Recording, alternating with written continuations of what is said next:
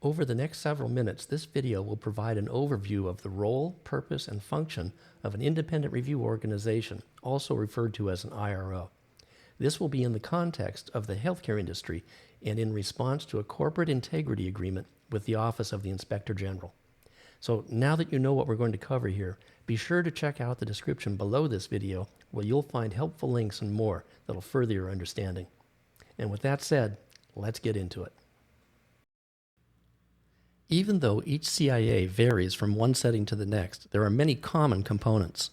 The OIG, for example, would typically require the appointment of a compliance officer, whose responsibility it would be to shepherd the process of adhering to the terms of the agreement.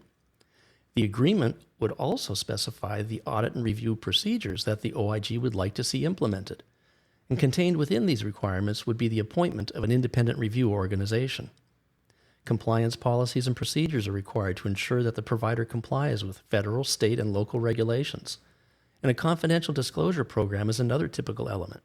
Non-retribution and non-retaliation policies will need to be in place, as will a reporting mechanism for anonymous communication. The OIG may outline specific training requirements as part of the disclosure program. And the provider will be required to comply with so-called screening requirements, which are designed to identify ineligible persons. These individuals or entities have been excluded from federal healthcare programs. All so-called covered persons would be required to receive, read, understand, and certify the standards of conduct which shall be distributed by the provider. The details of what will be audited by the IRO are, of course, tied to the nature of the infractions. That said, many CIAs specify that an annual claims review and unallowable cost review be conducted by an IRO. The unallowable cost review usually happens in the first year, and assuming that the initial review is satisfactory, no further reviews are required. However, the claims review or verification review continues on an annual or sometimes quarterly basis, and typically for 3 to 5 years. The provider is normally charged with the responsibility to select the IRO. And while an IRO can be a CPA, law, or consulting firm, it is highly advisable to choose a firm that has professionals which are knowledgeable in your specialty, as well as experienced in the duties and responsibilities of being an IRO. The Office of the Inspector General will not recommend an IRO, nor will they provide any assistance in selecting one.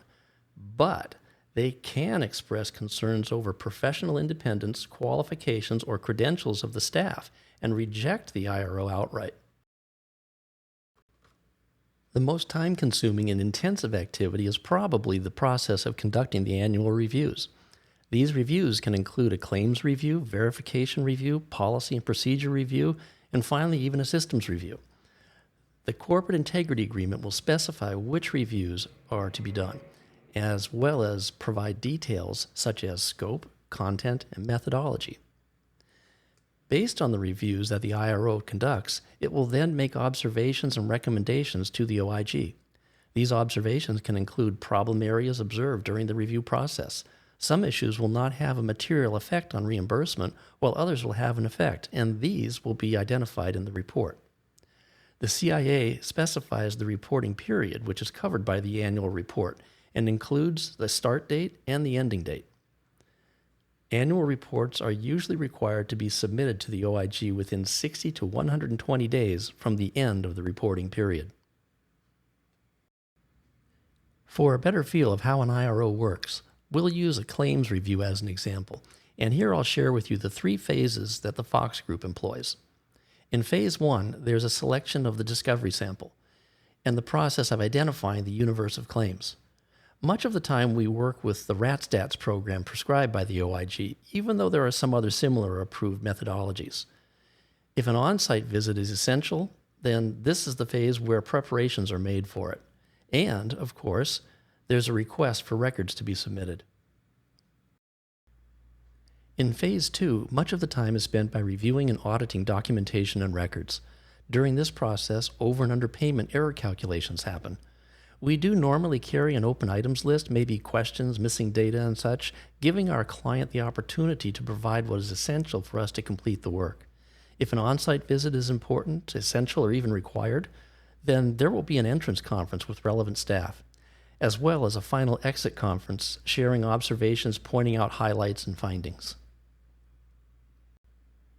During the third and final stage, there's still much so-called off-site review and analysis work being done. Naturally, the final report is compiled, and that report is submitted to the provider. Lastly, and with some back and forth between the client and the IRO, the final report is then submitted to the OIG, usually by the provider. We do understand that for many providers, this is a first experience with an independent review organization, and given the circumstances, providers and staff tend to be anxious at times. The prospect of having an outside party come in, examining provider records, and rendering a judgment on the provider's systems and operations can certainly feel unpleasant. With that in mind, we do our very best to make the process as transparent as possible, as well as make our consultants available for questions along the way. Since we're an experienced IRO, we can minimize any burdens on our client staff, and we're able to make the process as efficient and smooth as possible.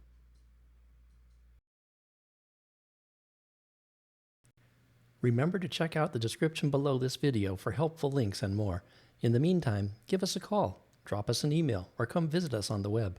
And don't forget to subscribe to our channel to keep up to date on the business of healthcare. The Fox Group, serving the healthcare community since 1989.